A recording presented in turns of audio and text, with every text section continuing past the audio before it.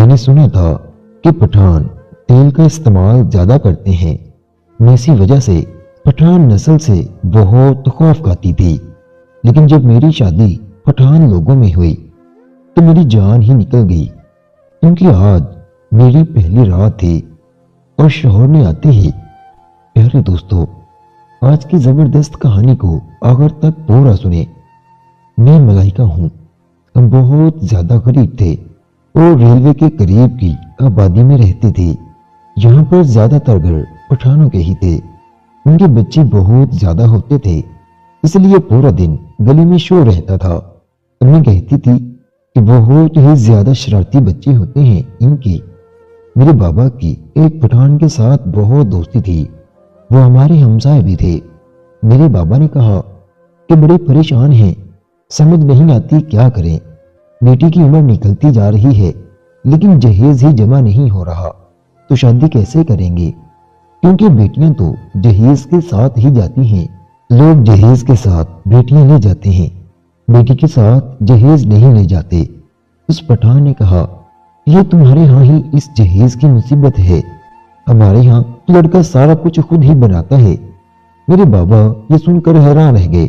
اس نے بتایا کہ کچھ پٹھانوں کے قبیلے ہیں جس میں لڑکا جہیز بھی بناتا ہے، لڑکی کے لیے سونا بھی بناتا ہے، اور لڑکی کے گھر میں جو کھانا پکتا ہے اس کے پیسے بھی دیتا ہے۔ اور اس کے علاوہ اگر لڑکی خوبصورت ہو تو اس کا باپ اگر کوئی اور شرط رکھنا چاہے تو وہ بھی لڑکے کو پوری کرنی پڑتی ہے۔ میرے بابا نے کہا کہ میری بیٹی کی شکل و صورت تو بہت اچھی ہے، لیکن اب 25 سال کی ہو گئی ہے۔ اس کی ماں کہتی ہے کہ اس کی شادی کے بارے میں سوچو۔ شادی ہوتے ہوتے بھی 2-3 سال لگ جاتے ہیں۔ اگر 30 سال کی ہو گئی تو لوگ الٹی سیدھی باتیں کریں گے۔ بابا کو اس کے دوست نے کہا کہ تم پٹھانوں میں شادی کیوں نہیں کرتے؟ لیکن بابا نے کہا کہ ہم لوگ تو پنجابی ہیں، پٹھانوں میں رشتہ کیسے کریں گے؟ انہوں نے کہا کہ آج کل کوئی فرق نہیں پڑتا، پٹھان رشتے لے لیتے ہیں۔ میں اپنے دوست سے بات کر لیتا ہوں، اس کا ایک جوان بیٹا ہے، بہت ہی زیادہ نیک ہے، اس کے ساتھ تو اپنی بیٹی کی شادی کر لو، جہیز اور سونا بھی وہ خود ہی بنا دیں گے، تمہارا تو کوئی خرچہ ہی نہیں ہوگا۔ میرے بابا کو یہ بات بہت اچھی لگی، لیکن جب انہوں نے یہ بات امی سے کی تو امی نے کہا کہ ہماری بیٹی اس ماحول میں کیسے رہے گی؟ ابا نے کہا کہ آج کل سب کا ماحول ایک جیسا ہی ہو گیا ہے، ہر گھر میں فون ہے، کون سا وہ لوگ پہاڑ پر رہتے ہیں، اچھا بھلا گھر ہے ان کا، اور زیادہ سے زیادہ کیا بس پردہ کروائیں گے، تو یہ ہمارے ہاں بھی کرتی ہے، اور پردہ کرنا اچھی بات ہے۔ امی ابھی اس بات پر مطمئن ہو گئے کیونکہ اس میں کوئی خرچہ بھی نہیں ہو رہا تھا، اور لڑکے کی تصویر دکھائی، وہ بہت زیادہ خوبصورت تھا۔ لڑکے کی ماں بھی زندہ نہیں تھی، صرف اس کا ایک باپ تھا۔ ان لوگوں کو شادی کی جلدی تھی کیونکہ گھر میں کوئی عورت نہیں تھی، اسی لیے انہوں نے کہا کہ شادی 1 ماہ میں ہی ہو جائے تو اچھا ہے۔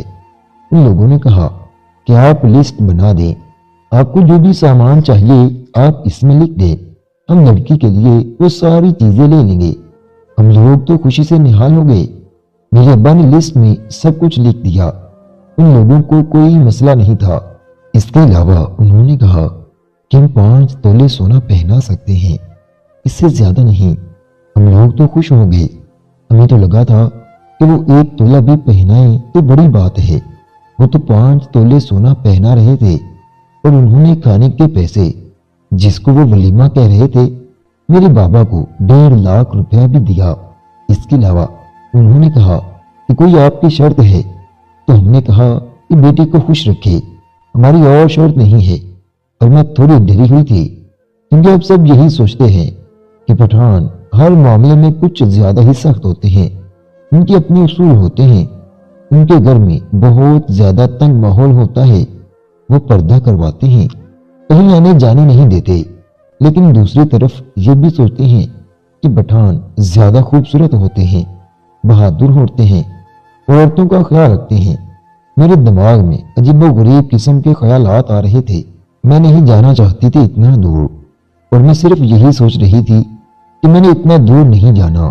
لیکن امی نے سمجھایا، امی نے کہا کہ بیٹی چاہے 7 والے گھر میں چلی جائے، माँ बाप के लिए तो पराई हो ही जाती है, दूसरे मोहल्ले की गली में भी घर हो, लेकिन हमें नहीं पता कि उसके साथ वहां पर क्या हो रहा है। उन्होंने कहा कि ससुराल तो सबका एक जैसा होता है और मर्दों का क्या है, उनकी एक ही दुखती रग होती है। प्यार से पेश आना, उसकी हर बात मानना, उसकी इज्जत का ख्याल रखना।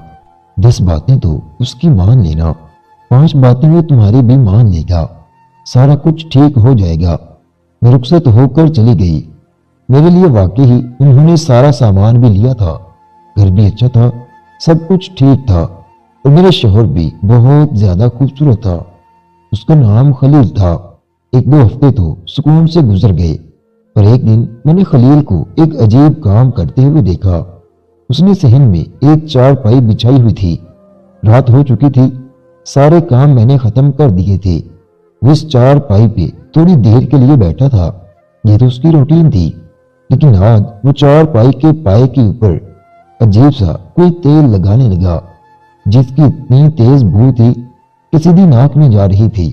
मैंने कहा कि ये आप क्या कर रहे हैं? तो कहने लगे कि वो तो दूर से आई है ना, तुझे पता नहीं ये रिवाज होता है, सोने से पहले चारपाई के पाए के ऊपर ये एक खास किस्म के तेल को लगाया जाता है ताकि कोई कीड़ा या मक्खी वगैरह ना आए। मैंने कहा लेकिन इसकी इतनी बदबू आएगी तो हमारे ही दिमाग में जाएगी। खलील ने कहा कि तुझे अभी बुरी लगेगी, उसके बाद इसकी आदत हो जाएगी। इसके बहुत फायदे हैं, इसको लगाने से नींद भी अच्छी आती है। मुझे लगा शायद वाकई ही कोई रिवाज है, खैर बर्दाश्त करके बैठ गई। खलील ने कहा मेरे थोड़े पांव दबा दो। मैं उसी पाए की तरफ बैठी थी जहां उसने तेल लगाया था और वह बदबू आकर सीधी मेरे नाक में जा रही थी। उसके बाद कहने लगा कि अब्बा की तबीयत खराब है, थोड़ा उनके भी पांव दबा दो, फिर आकर सो जाना। मैंने कहा कि ठीक है। मैं ससुर के कमरे में चली गई। दरवाजा खुला हुआ था और मेरा शौहर बाहर ही बैठा था, इसलिए मुझे डरने की क्या जरूरत थी। मैंने ससुर के पांव दबाए, लेकिन उसके बाद मुझे अचानक से सर दर्द हुआ और फिर मुझे याद ही नहीं कि मेरे साथ क्या हुआ। अगली सुबह आंख खुली तो मैं अपने कमरे में ही थी, लेकिन मुझे कुछ याद नहीं था। मैंने खलील से कहा कि रात को क्या हुआ था, तो उसने कहा कि तुम बेहोश हो गई थी, इसलिए मैं तुम्हें उठाकर कमरे में ले आया। अपना ख्याल किया करो। खलील मुझसे बहुत मोहब्बत करता था। अपने बाप के साथ तो पश्तो जुबान में ही बात करता था, लेकिन मेरे साथ उर्दू बोलता था और मुझे पता नहीं चलता था कि वो वाह बेटा आपस में क्या बात कर रहे हैं। मैं परेशान तो बहुत थी, लेकिन मुझे हर हाल में गुजारा करना था, क्योंकि पहले दिन से घर में मेरी शादी एक मसला बनी हुई थी। मैंने तो अम्मी अब्बू को ये कहते हुए सुना, क्या करें, कहां से लाए पैसे, हम तो मुसीबत में पड़ गए हैं। यानी वो मुसीबत मुझे ही कह रहे थे। वाकई बेटियां मुसीबत बन जाती हैं, क्योंकि उनके लिए जहेज बनाने पड़ते हैं। लेकिन अगर ये ऐसा रिवाज था कि लड़का खुद ही बनाता है, तो ये तो बहुत ही अच्छी बात थी। मेरे लिए वाकई उन्होंने सारी चीजें बनाई थी और सारी चीजों की क्वालिटी भी अच्छी थी। अम्मी को फोन करके बताती थी कि मैं खुश हूं, सब कुछ ठीक है। लेकिन अगले दिन फिर यही हुआ। खलील ने कहा ससुर के पांव दबा दो और मैं फिर से बेहोश हो गई। अब तो हफ्ते में 2-3 दफा मेरे साथ ऐसा हो जाता था। खलील मुझे डॉक्टर के पास लेकर नहीं जा रहा था, लेकिन घर में एक दाई को ले आया। उसने कहा कि कहीं तुम्हारा पांव तो नहीं भारी। मैंने कहा मुझे नहीं पता। उसने मुझे चेक किया और कहा कि ऐसा तो कोई मसला नहीं है, लेकिन लगता है तुम इधर के माहौल में आकर थोड़ी सी गड़बड़ा गई हो, कुछ दिन तक ठीक हो जाएगी। यहाँ का पानी, मिट्टी, हवा, यहाँ की खुराक, सब कुछ तो मुख्तलिफ है। अब थोड़ा टाइम तो लगेगा तुम्हारे जिस्म को सेट होने में, इसलिए परेशान नहीं होना बेटी। उन्होंने बड़े प्यार से मुझे समझाया। मैंने कहा कि ठीक है, और मुझे भी ऐसा ही लग रहा था कि शायद यही वजह है, इसीलिए सब कुछ हो रहा है। लेकिन खलील मेरे ससुर को आंखों ही आंखों में इशारा करता था। वो लोग एक दूसरे से खुलकर बात करते थे, क्योंकि मुझे तो ان کی زبان سمجھ نہیں آئی تھی۔ موسم بدلنے لگا تو خلیل نے چارپائی کو کمرے میں ہی رکھ لیا، جبکہ کمرے میں بیڈ بھی موجود تھا، لیکن وہ اس چارپائی کے اوپر روز وہی تیل لگاتا تھا۔ اس گھر میں لوگوں کا آنا جانا بہت کم تھا۔ میں کسی سے پوچھنا چاہتی تھی کہ یہ تیل سارے ہی لگاتے ہیں یا کہیں خلیل ہی یہ سب کچھ کر رہا ہے۔ ہفتے میں 3 دفعہ میں بے ہوش ہو رہی تھی۔ ابھی تو میرا کھانا پینا بھی ٹھیک تھا کہ ان کے گھر میں تو ہمیشہ گوشت ہی بنتا تھا۔ ہمارے گھر میں اتنی دولت نہیں تھی، ہم لوگ دال کھا کر ہی گزارا کرتے تھے۔ یہاں آ کر میری صحت اچھی ہو جانی چاہیے تھی، لیکن یہ سب کچھ کیوں ہو رہا تھا؟ یہاں کی عورتیں مجھے عجیب نظروں سے دیکھ رہی تھیں۔ ایسا لگتا تھا کہ کسی جانور کو چڑیا گھر میں بند کر دیا ہے اور سارے اسے دیکھ رہے ہیں۔ وہ کہہ رہی تھی کہ پنجاب سے لائے ہو اس کو، یہ بھی یہاں پر کیسے رہتی ہے؟ ویسے اس حوالے سے مجھے کوئی مسئلہ نہیں تھا۔ میرا شوہر مجھے اپنے ساتھ کہیں لے کر نہیں جاتا تھا۔ اگر مجھے بازار جانا ہوتا تو مجھے کسی عورت کے ساتھ بھیج دیتا، لیکن مجھے اس بات سے کوئی مسئلہ نہیں تھا۔ میں ویسے بھی اس کے ہاتھ سے اپنی پرسنل چیزیں تو نہیں لے سکتی تھی۔ سسر بھی اپنے کام سے کام رکھتے تھے۔ کھانا پینا اس گھر کا اچھا تھا، زندگی گزر رہی تھی، لیکن یہ جو کچھ بھی ہو رہا تھا اس سے میں کافی پریشان تھی۔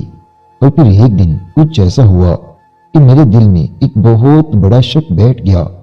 ایک دن میں صبح اٹھی تو میرے چہرے پر عجیب و غریب نشان تھے۔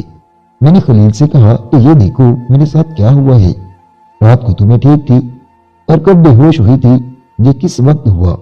تو خلیل مسکرا کر وہاں سے چلا گیا۔ میں نے کہا میری بات کا جواب تو دے دو۔ کہتا تھا کہ تم بالکل بچی ہو، تمہیں کسی بات کا پتہ نہیں ہے کیا؟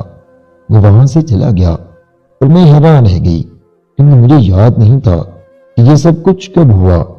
ایک دفعہ ایک عورت گھر آئی، میرے سسر بھی نہیں تھے اور خلیل بھی باہر تھا۔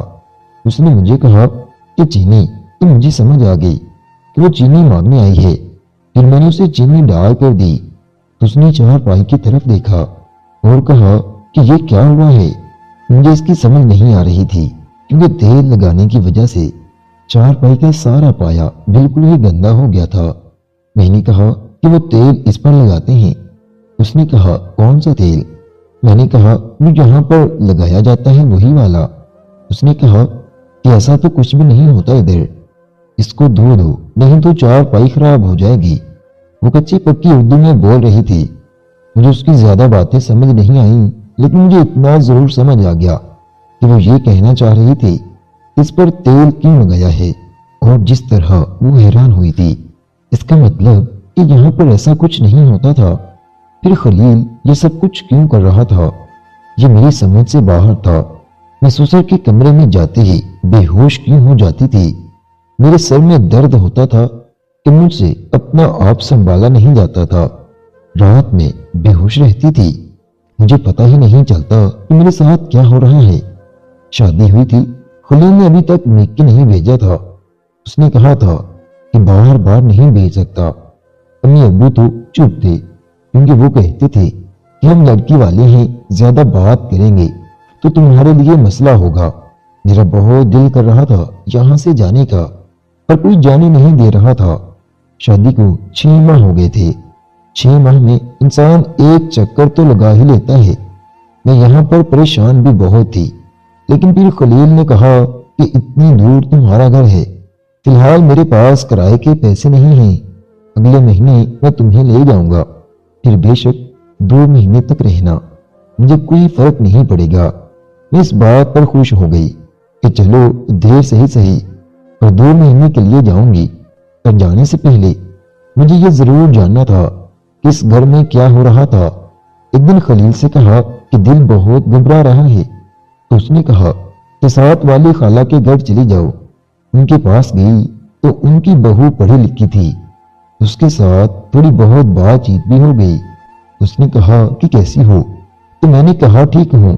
اس نے کہا کہ اچھی بات ہے، تمہارا شوہر اپنے باپ پر نہیں گیا۔ میں نے کہا کیا مطلب ہے؟ بولی تمہارا سسر بہت ہی ظالم آدمی ہے، ساری زندگی اپنی بیوی کو مارتا رہا ہے، یہاں تک کہ مار مار کر اس کی جان لے لی۔ اس کی چیخوں کی آواز پورے محلے میں آتی تھی۔ میں سن کر حیران رہ گئی۔ میں نے کہا کہ میرا شوہر ایسا بالکل بھی نہیں ہے، وہ اس طرح کی کوئی حرکت نہیں کرتا۔ جب سے آئی ہوں میرا بہت خیال کر رہا ہے، ہر بات مانتا ہے۔ اس نے کہا کہ اچھی بات ہے، ضروری نہیں ہے کہ اولاد باپ پر جائے۔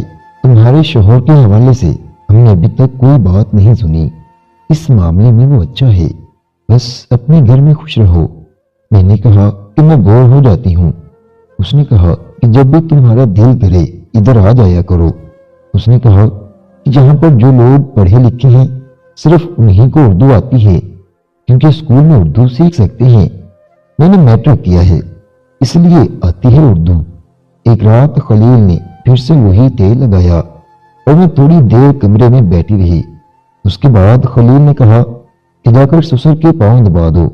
جب سسر کے کمرے میں گئی تو وہ بیڈ پر لیٹے تھے اور ان کے پاؤں دبانے سے پہلے میرا سر چکرانے لگا تھا اور میں فوراً بے ہوش ہو گئی تھی، لیکن میں بے ہوش صرف ان کے سامنے ہوئی تھی۔ دراصل میں نے اپنے ناک میں روئی ڈالی تھی اور میں منہ سے سانس لے رہی تھی۔ میں نے یہ پلان بنایا تھا اور میں دیکھنا چاہتی تھی کہ کیا ہوتا ہے۔ جب ناک میں روئی ڈالی تو اس کے بعد بالکل بھی بے ہوش نہیں ہوئی۔ اس کا مطلب کہ میں بے ہوش اسی تیل کی وجہ سے ہی ہوتی تھی۔ اس کی اتنی زیادہ تیز بو تھی۔ خلیل نے کہا تھا کہ تمہیں اس کی عادت ہو جائے گی، لیکن ابھی تک مجھے اس کی عادت نہیں ہوئی تھی۔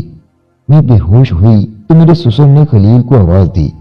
میں سب کچھ سن رہی تھی اور بے ہوش ہونے کی ایکٹنگ کر رہی تھی۔ خلیل وہاں پر آیا اور میرے سسر نے کچھ کہا، شاید ان کا مطلب تھا کہ یہ بے ہوش ہو گئی ہے، اسے اٹھا کر لے جاؤ۔ یعنی وہ میرے ساتھ ایسا کچھ نہیں کر رہے تھے۔